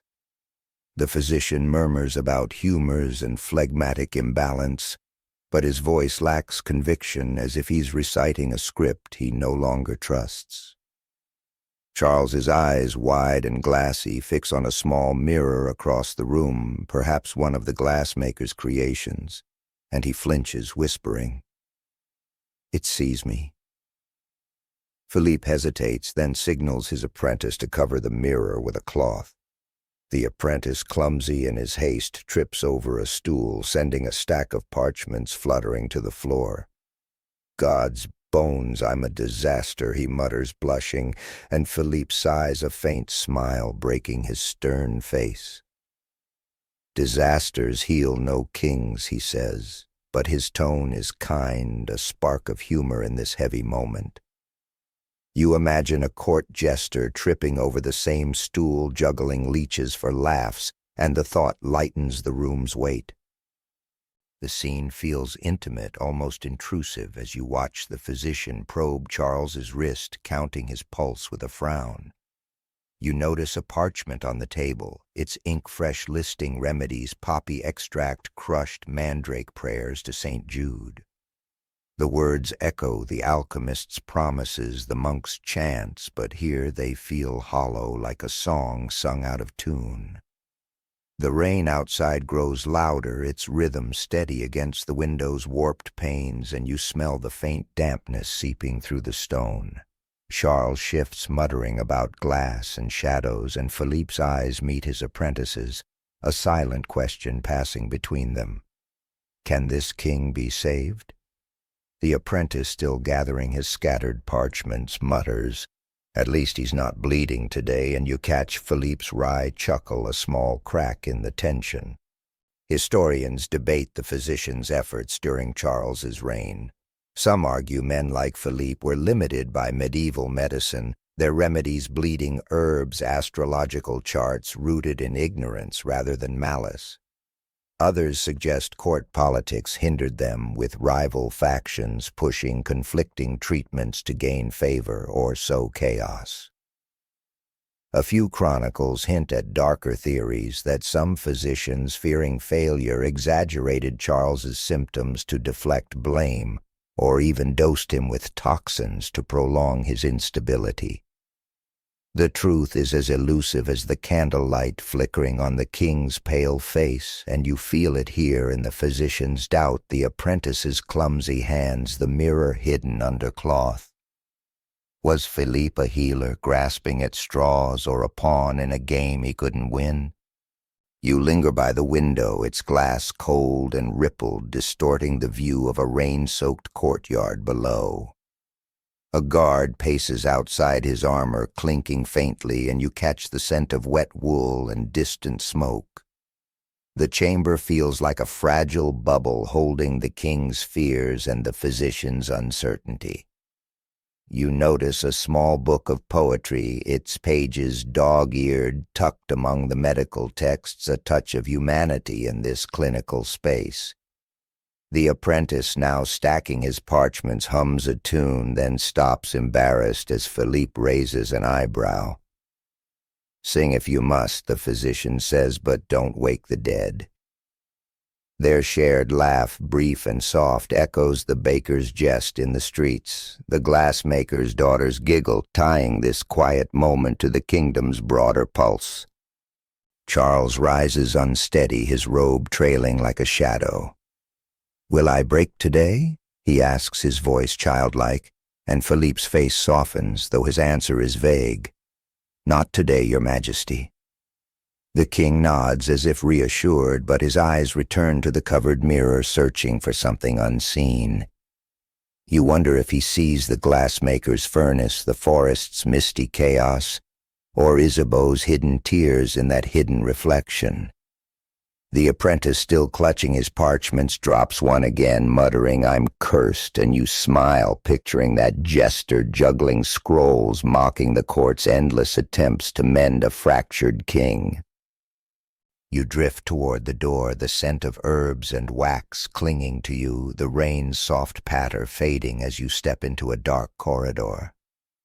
The chamber's weight lingers, the king's trembling hands, the physician's doubt, the apprentice's clumsy hope. You recall the monk's wrong calendar, the alchemist's glowing crucible, the street's lively whispers, small threads weaving through this dream of 1393. Historians argue whether physicians like Philippe failed Charles through ignorance or were sabotaged by a court too divided to act. Some say their treatments worsened his delusion, others that they were mere gestures to appease a desperate queen. The truth feels as fragile as the glass Charles fears slipping through the cracks of this rain-soaked night. The corridor is cold, the stone walls damp under your fingers, carrying the faint echo of a distant lute. You imagine the apprentice later laughing over his spilled parchments, or Philippe staring at that poetry book seeking solace in its lines. The physician's study, like the monastery, the streets, the alchemist's den, feels like a pause in a kingdom teetering on the edge. You carry the image of the covered mirror, the king's childlike question, the apprentice's nervous hum, small moments that anchor you, pulling you deeper into this dream where every remedy feels like a prayer, every doubt as brittle as glass. You glide from the physician's dim study, the scent of bitter herbs and the apprentice's nervous hum, fading into the warm, musty air of a weaving chamber within the Hotel Saint-Paul. It's a crisp winter morning in 1394, and the room hums with the rhythmic clack of looms and the soft rustle of woolen threads. Sunlight streams through a tall window, its leaded panes casting a patchwork of light on the stone floor where dust motes swirl like tiny snowflakes. The walls are draped with half-finished tapestries, their vibrant threads crimson sapphire gold depicting knights, forests, and mythical beasts. You're an unseen observer, your presence as light as the stray threads littering the floor as you watch a weaver craft a tapestry that whispers of King Charles VI's strange fear of melting into glass. The weaver, a woman named Margot, her fingers nimble despite their calluses, works at a large loom, her shuttle darting like a minnow through a sea of wool. She's weaving a scene ordered by the court Charles as a glass figure, radiant yet fragile, surrounded by angels who guard his brittle form. The image is surreal, its colors shimmering in the morning light, and you sense the weight of the task in Margot's tight lips, her eyes flicking nervously to the threads. The air carries the earthy scent of wool mingled with the faint tang of lye from the dyer's vats outside. You hear a soft creak as another weaver, a younger man, adjusts his loom, muttering, "This glass king'll be the death of my fingers."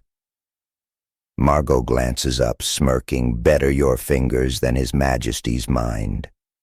Her cheeky remark draws a chuckle from the room, a spark of lightness in this delicate work, and you imagine a court jester weaving invisible threads, mocking the court's odd commission. You step closer, your boots silent on the stone, and notice the tapestry's details. Charles's glass form glints with silver threads, his crown a weave of gold, his eyes wide with an almost childlike fear. The angels, their wings tipped with blue, seem to hover protectively, but their faces are stern as if judging the king's fragility. You wonder if Margot believes in this image. Does she see it as art devotion or something stranger, a subtle jab at a king unraveling? A stray thread, bright red, falls to the floor, and Margot curses softly, then laughs. It's bleeding wool now. Her jest feels like a thread connecting you to the physician's clumsy apprentice, the baker's bad pun, the monk's wrong calendar, small human moments in a kingdom shadowed by madness. The room is warm, the sunlight softening the chill of the stone walls. But the air feels heavy, as if the tapestry itself carries the court's unease. You notice a parchment pinned to a wall, its ink faded, sketching the design for Charles's glass figure. A note in the margin reads, "Make him whole, not broken," and you sense the court's desperation to portray a king unbroken even in art. Outside, through the window, you hear the faint clatter of a cart and the distant shout of a vendor, but here the world is quieter, focused on the loom's steady rhythm. Margot pauses, stretching her hands, and whispers to her companion, "Do you think he'll see this and shatter?" The younger weaver snorts. "He'll probably think it's a mirror." Their shared laugh, soft but sharp, cuts through the room's solemnity, a reminder of life beyond the king's fears. Historians debate the purpose of such tapestries. Some argue they were meant to honor Charles, casting his delusion as divine, a metaphor for a sacred but fragile monarchy. Others see them as subtle mockery commissioned by courtiers who whispered of his madness while feigning loyalty. A few suggest the art was therapeutic, meant to confront Charles's fear in a controlled way, though no records show him ever seeing it. The truth is as tangled as the threads on Margot's loom, and you feel it here in the weaver's careful stitches, the sunlight glinting off the silver wool, the parchment's cryptic note. Was this tapestry a tribute, a taunt, or a desperate plea to hold a fracturing kingdom together. You linger by the window, its glass cool and rippled, distorting the view of a snowy courtyard below. A sparrow perches on the sill, its tiny claws scratching faintly, and you smell the faint smoke of a nearby hearth blending with the wool's earthy warmth. The younger weaver, his fingers stained blue from dye, fumbles a shuttle, muttering clumsy as a drunk ox, and Margot rolls her eyes, her smile fond. "Keep weaving, ox," she says, and you picture that jester again, juggling shuttles, turning the court's fears into a jest. The moment feels grounding, echoing the glassmaker's daughter, the page's spilled candied fruit, the alchemist's nervous apprentice, small lives weaving through this dream of 1394. Margot steps back, studying her work, her face a mix of pride and unease.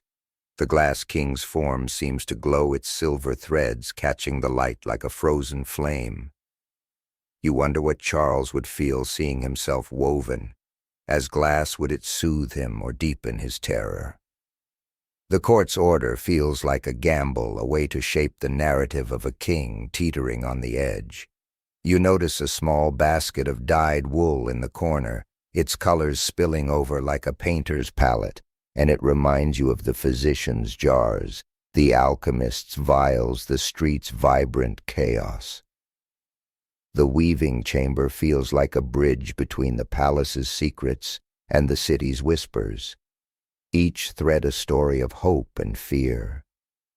You drift toward the door, the scent of wool and lye clinging to you, the loom's clack softening as you step into a cold corridor. The tapestry's image lingers, the glass king, the stern angels, Margot's nervous jest. You recall the monk's misdated prayers, the queen's hidden letter, the physician's doubt, small moments that anchor this dream, tying the court's grandeur to this humble room. Historians argue whether such art strengthened Charles's image or exposed his weakness, whether it was devotion or defiance. Some say the tapestries were hidden from the king, others that they hung in halls he never entered. The truth feels as fragile as the woolen threads slipping through the cracks of this winter morning. The corridor is dark, the air sharp with the scent of damp stone and distant pine. You hear a faint laugh, perhaps a weaver joking about bleeding wool, and it carries you forward, a spark in the kingdom's heavy air. The tapestry, like the glassmaker's mirror, the alchemist's potion, the physician's leeches, feels like a fragile hope, a way to mend a king who fears he'll shatter. You carry Margot's smirk, the stray red thread, the parchment's plea, small details that ground you, pulling you deeper into this dream of 1394, where every stitch feels like a prayer to hold a kingdom together. You slip from the weaving chamber's warm hum, the clack of looms, and Margot's cheeky jest fading into the cool, polished air of a grand hall in the Hotel Saint-Paul. It's a tense spring afternoon in 1394, and the hall gleams with the flicker of torchlight on marble floors, the air heavy with the scent of beeswax and polished oak. Tall windows, their leaded panes glinting like fractured stars, let in slants of gray light tinged with the promise of rain. You're an unseen guest, your presence as soft as the velvet curtains swaying gently in a draught, as you watch a gathering of foreign envoys, their faces taut with the weight of diplomacy, circling the fragile mind of King Charles VI. The hall is a stage of cautious formality, with long tables draped in crimson cloth and silver candelabra casting shadows that dance like wary courtiers. The envoys, English, Burgundian, and Italian, stand in clusters, their velvet cloaks and feathered caps a riot of color against the stone walls. Their voices are low, a murmur of French, Latin, and accented English, discussing trade truces and the ongoing war with England.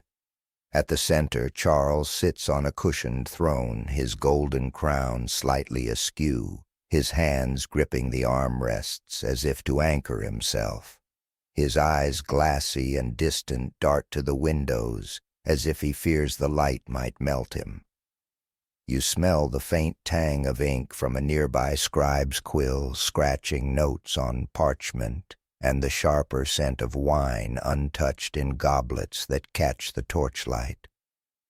You move closer, your steps silent on the polished floor, and notice the tension in the envoy's postures, their smiles tight as they glance at Charles. An English envoy, his beard trimmed sharp, speaks of a truce, but his words falter when Charles interrupts, muttering, "The glass will break if we sign." The room stills, the scribe's quill pausing mid-stroke, and you hear a soft cough from a Burgundian diplomat masking a nervous laugh. Perhaps His Majesty jests, the envoy says, his voice strained, and you imagine a court jester juggling glass orbs, winking at the awkwardness. The cough, a small human crack in the diplomatic facade, feels like a thread tying you to the weaver's stray thread, the physician's clumsy apprentice, the baker's bad pun. The king's outburst unsettles the room, and you sense the envoy's dilemma, how to negotiate with a king who fears he's made of glass. A French courtier, his silk sleeve brushing the table, leans toward the Italian envoy, whispering, "He's not always thus, but his tone lacks conviction." You notice a parchment map on the table, its edges curled, showing France's borders fraying under English pressure. The scribe, a young man with ink-stained fingers, fumbles his quill, muttering, clumsy as a mule as it leaves a blot on the parchment. The English envoy raises an eyebrow, a faint smirk breaking his stern face, and you smile, picturing that jester again, juggling quills to mock the court's fragile balance. Historians debate the impact of Charles's madness on diplomacy. Some argue his erratic behavior weakened France, emboldening England and Burgundy to press their claims, as seen in letters from the time hinting at stalled truces. Others suggest the court exaggerated Charles's condition to foreign powers, using his delicacy as a shield to delay agreements.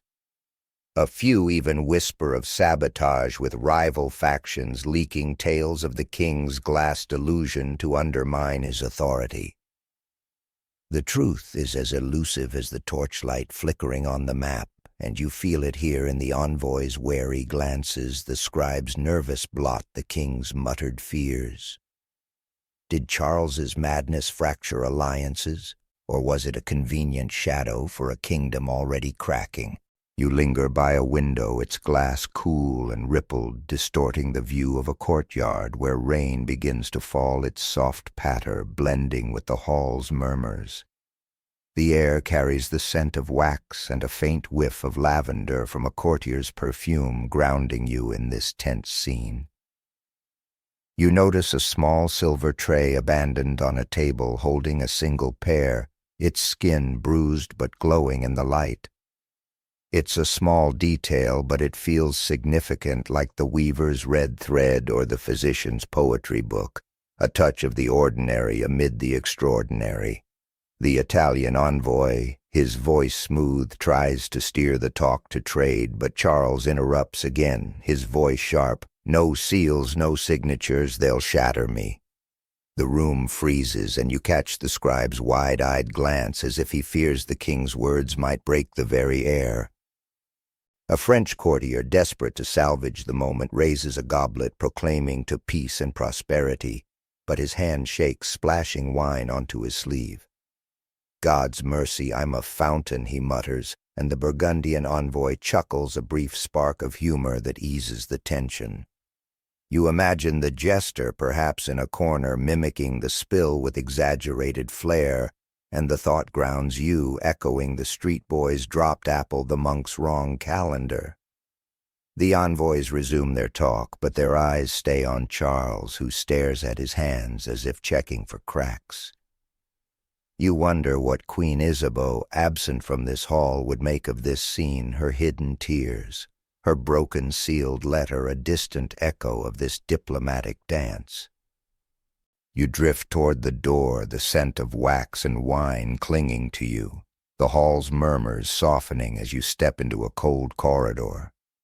The envoy's dilemma lingers the king's trembling hands. The scribe's ink blot the bruised pear on its tray. You recall the glassmaker's nervous hum, the alchemist's glowing crucible, the weaver's glass king's small threads weaving through this dream of 1394. Historians argue whether Charles's behavior pushed allies away or if the court's secrecy preserved fragile ties. Some say the envoys pitied him. Others believe they saw opportunity in his weakness. The truth feels as fragile as the glass he fears slipping through the cracks of this rainy afternoon. The corridor is dark, the air sharp with the scent of damp stone and distant smoke. You hear a faint laugh, perhaps a courtier joking about the spilled wine, and it carries you forward a spark in the kingdom's heavy air. The hall, like the physician studied the streets, the weaving chamber feels like a moment poised on the edge where every word, every gesture risks shattering a fragile peace. You carry the image of Charles's glassy eyes, the envoy's awkward cough, the scribe's muttered curse, small details that anchor you, pulling you deeper into this dream where diplomacy dances with madness as brittle as the king's imagined glass. You drift from the tense hall of diplomats, the envoy's awkward cough, and the scribe's ink blot fading into the soft, warm air of a small chamber in the Hotel Saint-Paul. It's a quiet summer evening in 1394, and the room glows with the golden light of a setting sun streaming through a narrow window with panes that ripple like a gentle stream. The air carries the scent of lavender from a sachet tucked into a corner, and the faint sweetness of honey from a nearby tray of cakes. You're an unseen presence, your steps silent on the rush-strewn floor as you watch a young royal child, perhaps 6 years old, sitting cross-legged on a cushioned bench, her golden hair catching the light like a halo. This is one of King Charles VI's daughters, and her question about her father's fear of melting into glass hangs in the air, delicate as the dust motes dancing in the sunlight. The child Princess Jean clutches a wooden doll, its painted face chipped, and looks up at her nanny, a stout woman with kind eyes and flour-dusted hands from an earlier baking task. The nanny Marie kneels beside her, smoothing the girl's dress, her movements gentle but heavy with unspoken worry. "Why does Papa think he's glass?" Jean asks, her voice small but clear, like a bell in the stillness.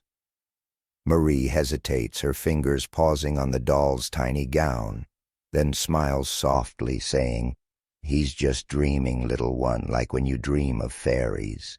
It's a gentle lie, and Jean tilts her head unconvinced but giggles. Then he needs better dreams. Her innocent jest, bright as the sunlight, feels like a spark in this heavy moment, and you imagine a court jester juggling wooden dolls, winking at the child's wisdom. You move closer, your presence soft as the rushes underfoot, their earthy scent mingling with the lavender. The chamber feels intimate, a refuge from the court's chaos, with a small tapestry on the wall showing a garden of roses, its threads faded but warm. You notice a wooden spinning top on the floor, abandoned mid-spin, and a half-eaten honey cake on the tray, its crumbs scattered like tiny stars. Marie rises, brushing flour from her apron, and mutters, clumsy as a sow in a bakery, when she nearly knocks over a candle. Jean laughs, clapping her hands, and you smile, the moment echoing the weaver's stray thread. The physician's clumsy apprentice, the street boy's dropped apple, small human cracks in the kingdom's weighty air. The child's question lingers, and you sense Marie's struggle to shield Jean from the truth of her father's madness. Beyond the chamber's door you hear a faint murmur, perhaps Charles himself, his voice unsteady, speaking of glass or shadows. Marie glances toward the sound, her face tightening, then turns back to Jean, offering another cake. "Eat, sweetling, and no more questions tonight," she says, but her eyes betray her fear, as if the king's delusion might seep through the walls. You wonder what Jean knows what she's heard from whispered gossip or servants' careless words. The sunlight shifts, casting long shadows across the tapestry, and you feel the fragility of this moment, a child's curiosity brushing against a kingdom's unraveling. Historians debate how Charles's children were affected by his madness. Some argue they were carefully shielded, raised in secluded chambers like this one, with nannies like Marie spinning tales to protect their innocence. Others suggest they were pawns in court intrigues, their presence used to bolster the image of a stable monarchy, even as their father faltered. A few chronicles hint that the children, especially the older ones, sensed the truth, their questions like Jean's probing cracks in the court's facade. The truth is as delicate as the candle's flame flickering on the tray, and you feel it here in the nanny's gentle lie, the child's bright giggle, the spinning top's quiet stillness. Were the children kept in the dark, or did they carry their father's fears in their own small ways? You linger by the window, its glass cool under your fingertips, its ripples distorting the view of a garden where roses nod in the evening breeze. The air carries a faint whiff of smoke from a distant hearth, blending with the honeyed sweetness of the cakes. Jean picks up her doll, whispering to it as if sharing a secret, and you wonder if she imagines her father as a glass knight like the weaver's tapestry. Marie busies herself straightening the tray, but her hands tremble slightly, betraying her calm. "If only dreams were all we had to fix," she mutters almost to herself, and Jean looks up, asking, "Can Papa's dreams be fixed?" Marie's smile falters, but she recovers, saying, "With enough prayers, perhaps." You imagine that jester again, juggling candles, mocking the court's endless prayers, and the thought brings a faint chuckle, a spark in this tender scene. The chamber feels like a pause, a soft breath between the diplomat's tense hall, the physician's doubt, the weaver's loom. You notice a small prayer book on a table, its leather cover worn, echoing the one in Isabeau's chamber, and you recall the monk's wrong calendar, his misdated chants. These threads weave through the dream, tying the court's grandeur to this quiet room. Historians argue whether the children's sheltered lives preserved their innocence or left them vulnerable to a fracturing court. Some say nannies like Marie were guardians of hope. Others believe they were tasked with hiding a truth too heavy for young hearts. The sunlight fades, the room growing dim, and you feel the weight of Jean's question, as fragile as the glass her father fears. You drift toward the door, the scent of lavender and honey clinging to you, the rushes soft underfoot. The chamber's warmth lingers, Jean's giggle, Marie's gentle lie, the spinning top's quiet stillness. You hear a distant lute, its notes mournful, and the faint creak of a servant's footsteps in the corridor. The child's question, the nanny's trembling hands, the half-eaten cake, they anchor you, small moments in a kingdom teetering on the edge. You imagine Marie later whispering her own prayers, or Jean dreaming of a father who doesn't fear breaking. The dream of 1394 pulls you deeper, where every question feels like a crack in the glass, every answer a fragile hope to hold it together. You glide from the tender warmth of the child's chamber, the scent of lavender and Jean's innocent giggle fading into the sharp, gritty air of a Parisian street under siege. It's a tense summer morning in 1405, and you find yourself on a muddy thoroughfare near the city's walls, where the air hums with the distant thud of trebuchets and the acrid stench of smoke. The sky is heavy with gray clouds, their edges tinged with the dull red of fires burning beyond the ramparts. You hear the clatter of armor, the shouts of soldiers and the low wail of a woman clutching a basket of wilted herbs. You're an unseen wanderer, your presence as soft as the ash drifting from the sky as you move through a city gripped by war and the shadow of King Charles VI's fragile mind. The street is chaotic, strewn with broken barrels and scattered straw, the cobblestones slick with mud and something darker, perhaps spilled wine or blood. Soldiers in dented armor rush past their faces, grim, their swords clanking against their sides. A makeshift barricade of carts and timber blocks the lane, and you see a young soldier, his helmet askew, struggling to tie a rope to reinforce it.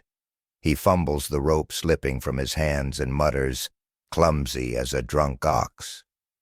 A nearby archer, his bow slung over his shoulder, laughs, better clumsy than shattered lad. The jest, sharp and fleeting, cuts through the tension, and you imagine a court jester juggling ropes mocking the city's desperate defenses. It's an odd moment, this spark of humor amid the siege, and it feels like a thread tying you to the child's spinning top, the weaver's stray thread, the physician's clumsy apprentice. You move closer, your boots silent on the muddy ground, the air thick with the scent of smoke and sour sweat. The siege, led by Burgundian forces vying for control, has left Paris starving, its people weary, and you sense the absence of Charles, whose madness keeps him cloistered in the Hotel Saint-Paul. The townsfolk whisper of their king, some with pity, others with anger, blaming his glass delusion for the city's plight.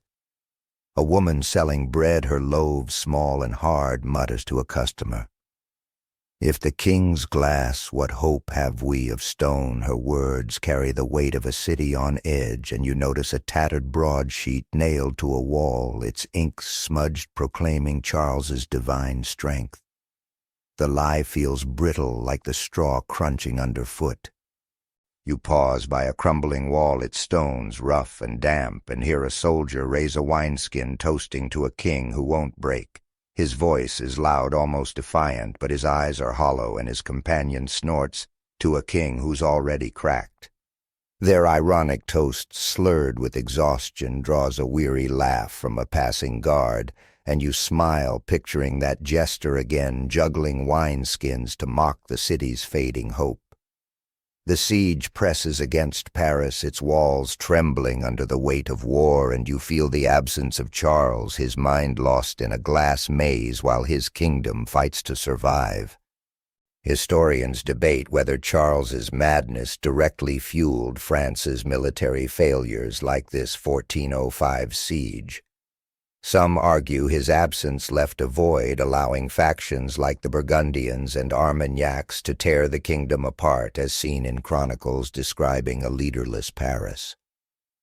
Others suggest his condition was a convenient scapegoat, with ambitious nobles exploiting his weakness to seize power. A few even whisper of poison, a theory from earlier years claiming his delusion was worsened by enemies to ensure his absence during crises. The truth is as murky as the mud under your feet, and you feel it here in the soldier's bitter toast, the woman's weary mutter, the broadsheet's fading lies. Did Charles's madness break France, or was it already fracturing under the weight of war? You linger by the barricade, the air heavy with the scent of burning wood and the faint tang of river water from the nearby Seine. A child no older than Jean darts past, clutching a broken arrow, his face smudged with soot. He trips the arrow, skittering into the mud, and he laughs. "I'm no archer yet." His small resilience, bright against the chaos, echoes the street boy's dropped apple, the nanny's gentle lie. You notice a discarded helmet, its visor rusted, lying in a puddle, its reflection warped like the glassmaker's mirrors.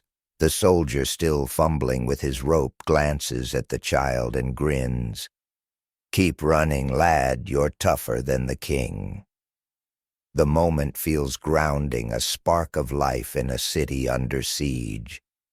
The air grows thicker, the smoke stinging your eyes, and you hear a distant horn signaling another assault on the walls.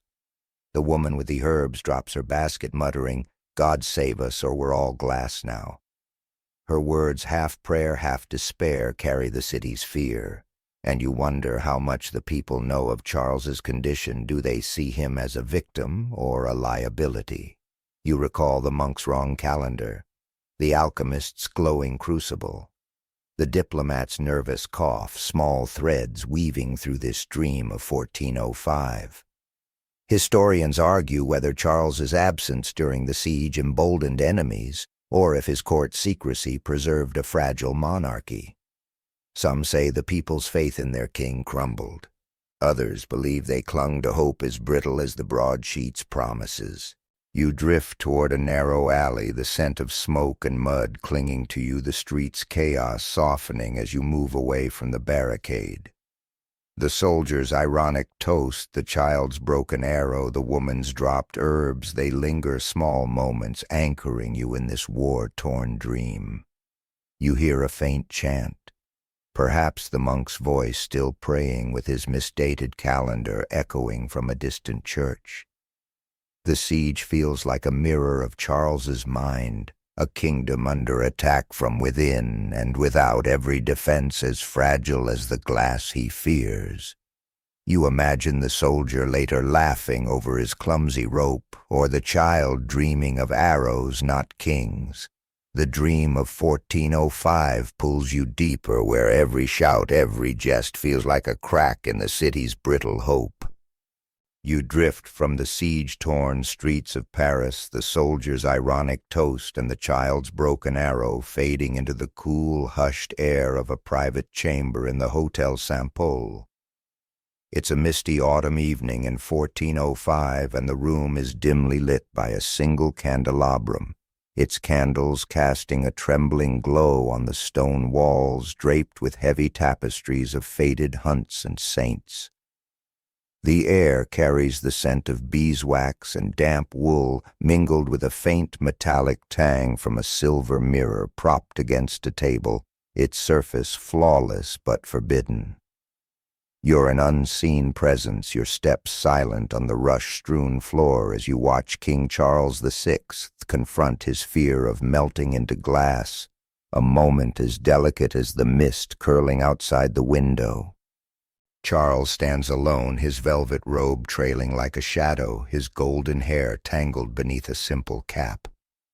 His hands, pale and trembling, hover near the mirror as if drawn to it, yet terrified of what it might show. The room feels small, almost suffocating despite its high ceiling, and you hear the soft patter of rain against the leaded panes, a rhythm that matches the king's uneven breaths. A guard stationed by the door shifts his weight, his armor clinking faintly, and you catch his nervous whistle, a tuneless melody that breaks the silence like a dropped coin. "Quiet, man." Charles snaps, his voice sharp but brittle, and the guard freezes, muttering, "Sorry, sire, thought I was a sparrow." His awkward jest, barely audible, draws a fleeting smile from Charles, a spark of humanity in this fragile moment, and you imagine a court jester juggling mirrors, winking at the king's fear. You move closer, your presence soft as the rushes, their earthy scent mingling with the wax. The mirror, perhaps crafted by the glassmaker you saw years ago, gleams in the candlelight, its surface a perfect, unblemished pool. Charles stares at it, his eyes wide as if seeing not his reflection but a vision of himself as glass transparent, ready to shatter. "Will I break?" he whispers, his voice childlike, and you feel the weight of his question echoing Princess Jean's innocent query. The physicians doubt the weaver's tapestry. The guard still by the door shifts again, his boot scuffing the floor, and you notice a small brass key forgotten on the table, glinting like a secret. Its presence feels significant, a lock unturned, a truth unspoken. The air grows heavier, the rain's patter blending with the faint creak of the tapestries swaying in a draught. You wonder why the mirror is here in this private chamber when Charles has shunned them for years. Did Queen Isabeau place it hoping to force him to face his fear? Or was it a courtier's gamble, a test of the king's mind? Charles reaches out his fingers, brushing the mirror's edge, then pulls back as if burned. "It's too clear," he murmurs, and you sense the paradox, a king who fears clarity as much as he fears breaking. The guard, perhaps sensing the tension, whistles again, then catches himself muttering, "God's teeth, I'm no minstrel." His self-mocking humor, soft as the candlelight, feels like a thread tying you to the siege's bitter toast, the nanny's gentle lie, the alchemist's clumsy apprentice. Historians debate whether Charles's glass delusion was a metaphor for his fractured rule, a mind reflecting a kingdom splintered by war and factionalism. Some argue the mirror episodes like this one were therapeutic attempts by the court to ground him in reality as hinted in vague chronicles of reflective treatments. Others see them as cruel, perhaps orchestrated by rivals to expose his weakness, noting how such moments often followed political setbacks. A few suggest the delusion was spiritual, a fear of transparency before God or enemies. The truth is as elusive as the mist outside, and you feel it here in the king's trembling fingers, the guard's nervous whistle, the mirror's silent challenge. Was this moment a step toward healing or a deeper descent into madness? You linger by the window, its glass cold and rippled, distorting the view of a courtyard where rain pools in the cobblestones. The air carries a faint whiff of smoke from a distant hearth, blending with the wax's sweetness. You notice a small prayer book, its cover worn, tucked beside the mirror, echoing the one in Isabeau's chamber, the nanny's quiet refuge. Charles steps back his robe, brushing the rushes, and sits heavily on a cushioned chair, his eyes still fixed on the mirror. "It knows me," he whispers, and the guard, unsure how to respond, shifts awkwardly, his armor clanking. "Mirrors don't talk, sire," he says, then adds, "unlike me, fool that I am." His clumsy attempt at humor draws another faint smile from Charles, a crack in the room's heavy air, and you picture that jester juggling keys, mocking the court's futile attempts to unlock the king's mind. The chamber feels like a held breath, a pause between the siege's chaos, the diplomat's tense hall, the weaver's loom. You recall the monk's wrong calendar, the alchemist's glowing crucible, the child's spinning top small threads weaving through this dream of 1405. Historians argue whether these mirror confrontations strengthened Charles's resolve or deepened his fear, whether they were acts of care or calculated risks. Some say the court hid such moments to preserve his image. Others believe they were whispered to allies and enemies alike, shaping perceptions of a fragile king. The rain slows its patter, softening, and you feel the truth slipping through the cracks, as delicate as the mirror's reflection. You drift toward the door, the scent of wax and damp wool clinging to you, the candlelight fading as you step into a dark corridor. The chamber's weight lingers, Charles's trembling hand, the guard's nervous whistle, the brass key's quiet glint. You hear a distant lute, its notes mournful, and the faint creak of a servant's footsteps. The mirror, like the glassmaker's furnace, the weaver's tapestry, the physician's leeches, feels like a fragile hope, a way to mend a king who sees himself breaking. You imagine the guard later chuckling over his sparrow whistle, or Charles staring into the night searching for solidity. The dream of 1405 pulls you deeper, where every reflection feels like a risk, every jest a fragile anchor in a kingdom as brittle as glass. You slip from the mirror's tense glow, the guard's nervous whistle, and Charles's trembling fingers fading into the cool, musty air of a dimly lit scriptorium within the Hotel St. Paul. It's a quiet winter evening in 1405, and the room hums with the soft scratch of quills on parchment and the faint crackle of a fire in a small hearth. The air carries the scent of ink, old leather, and burning pine mingling with the damp chill seeping through the stone walls. Narrow windows, their panes frosted and warped, let in slivers of twilight casting a pale glow on rows of wooden desks cluttered with scrolls and wax tablets. You're an unseen presence, your steps silent on the worn flagstones as you watch a chronicler, his quill poised, weaving the tale of King Charles VI's reign, his glass delusion a shadow over every word. The chronicler, Master Simon, is a stooped man with ink-stained fingers and a face lined with the weight of years. His robe, frayed at the cuffs, brushes the desk as he writes his quill, scratching out careful lines about the king's divine trials.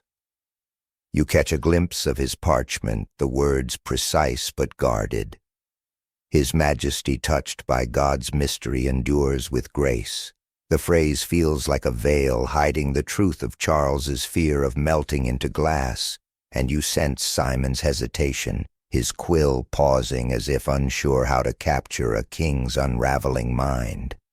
The firelight flickers, painting the walls with shifting shadows, and you hear the soft creak of a stool as another scribe, a younger man, shifts, muttering, "This ink's thicker than mud." Simon glances up. Smirking, "Mud makes history, lad." His dry jest, a spark in the quiet, draws a chuckle from the younger scribe, and you imagine a court jester juggling quills, mocking the weight of their task. You move closer, your presence soft as the dust motes drifting in the twilight, and notice the chronicler's desk, a half-burned candle, its wax pooling like tears, a cracked ink pot, and a small book of psalms, its pages worn from use. The air is heavy with the scent of ink and pine, and you feel the scriptorium's solemnity, a place where history is shaped yet fragile as the king's mind. Simon dips his quill, but it slips, leaving a blot on the parchment. "God's mercy, I'm no artist," he mutters, then laughs, wiping it with his sleeve. The younger scribe snorts, "You're writing history, not painting saints." Their shared humor, light as the fire's crackle, feels like a thread tying you to the guard's sparrow whistle. The child's spinning top, the weaver's stray thread, small human moments in a kingdom teetering on the edge. Simon's task is delicate, to record Charles's reign without exposing his madness to future eyes. You notice a letter tucked under a scroll, its seal broken from a courtier urging discretion in the chronicles. The words hint at a court desperate to preserve the king's image even as Paris reels from sieges and whispers of glass. Simon sighs, his breath visible in the chilly air, and mutters, "Truth or loyalty, which weighs more?" His question, barely audible, echoes the physician's doubt, the nanny's gentle lie, the diplomat's tense haul. You wonder what he knows of Charles. Has he seen the king's glassy eyes, heard his murmurs of shattering? The younger scribe, still scribbling, pauses to rub his hands, muttering, "Cold as a crypt in here," and you smile, picturing that jester juggling icicles, mocking the scriptorium's chill. Historians debate the chronicler's role in Charles's reign. Some argue men like Simon were loyal scribes crafting a narrative to protect the monarchy, as seen in carefully worded manuscripts that emphasize Charles's piety over his delusion.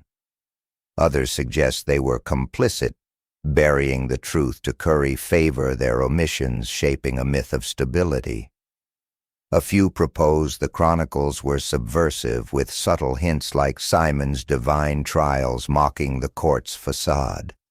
The truth is as elusive as the firelight flickering on the parchment, and you feel it here in the chronicler's hesitant quill, the younger scribe's muttered jest, the letter's cryptic plea.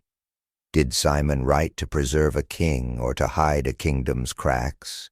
You linger by a window, its frosted glass cold under your fingertips, distorting the view of a snowy courtyard where a lone guard paces, his breath clouding the air. The scent of pine and ink clings to you, and you notice a small brass bell on Simon's desk, its surface tarnished, perhaps wrung to call for more ink or to signal the end of a day's work. The younger scribe, his fingers smudged with ink, fumbles a scroll, muttering clumsy as a drunk monk. Simon chuckles, better clumsy than cursed, and their laughter, soft but warm, echoes the siege soldier's bitter toast, the physician's clumsy apprentice. These small missteps, human and unpolished, weave through the dream, grounding you in this quiet scriptorium. Simon returns to his work, his quill scratching again, but his eyes are distant, as if seeing Charles's face. Perhaps the trembling hands from the mirror chamber, the wild dance of the Bal des Ardents. You wonder if he's heard the monk's wrong calendar, the alchemist's promises, the child's question about her father's dreams. The scriptorium feels like a bridge between the court's chaos and the city's whispers, each word a fragile attempt to hold a kingdom together. The younger scribe yawns, stretching, and says, "I'd rather write tavern songs than this." Simon smirks, "Sing of glass kings then, but don't expect a crown." Their banter, light as the fire's glow, feels like a gift, a crack in the room's solemn air. You drift toward the door, the scent of ink and pine lingering, the fire's crackle softening as you step into a dark corridor. The scriptorium's weight stays with you. Simon's hesitant quill, the younger scribe's ink blot the tarnished bell. You hear a distant chant, perhaps the monk's voice still praying, with his misdated calendar echoing from a nearby chapel. Historians argue whether chroniclers like Simon shaped history or were shaped by it, whether their words hid Charles's madness or hinted at its truth. Some say the chronicles were propaganda. Others believe they were confessions veiled in careful ink. The truth feels as fragile as the parchment's edges slipping through the cracks of this winter evening. The corridor is cold, the stone walls damp under your fingers, carrying the faint echo of a lute's mournful notes.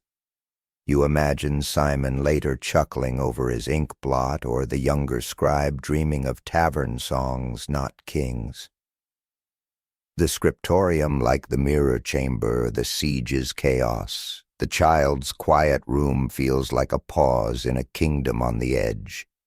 You carry the image of the chronicler's quill, the letter's broken seal, the younger scribe's clumsy scroll, small details that anchor you, pulling you deeper into this dream of 1405, where every word feels like a prayer to keep a shattering world intact. E.